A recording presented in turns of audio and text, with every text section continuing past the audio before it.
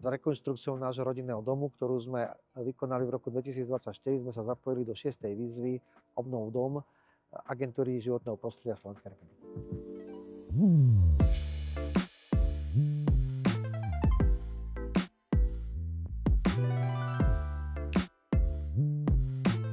Je to vlastne lokalita na sídlisku Vltince 1, v ktorej je postavených 22 takých viliek domov, ktoré boli postavené v roku 1975. Kľúče nám boli odovzdané v marci 2024 od domu a hneď nám začala aj rekonštrukcia. Mali sme vybratú stavebnú firmu, s ktorou sme mali skúsenosti a táto stavebná firma dokázala vlastne do 15.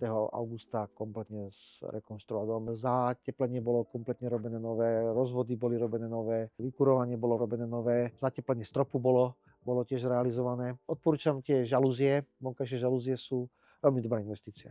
A tým pádom sme čakali už svojím spôsobom, aká bude vyhlásená výzva. Mali sme tak ako vyhliadnuté, že poskytuje Slovenská agentúra životného prostredia nejakú dotáciu. A každá výzva je špecifická, preto má nejaké obdobie, má nejaký presne špecifikovaný účel.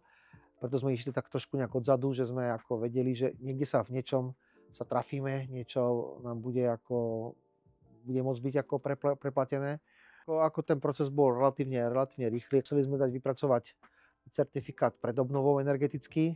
Nebol uspokojený ten záujemca, ktorý bol najrýchlejší. Nemuselo sa klikať rýchlo ako v iných výzvach, ale bolo to stredené podľa tej energetickej náročnosti a tej úspory, ktorá bude dosiahnutá vykonaním tých opatrení, ktoré výzva podporovala. Tá energetická úspora nám vyšla okolo 70%.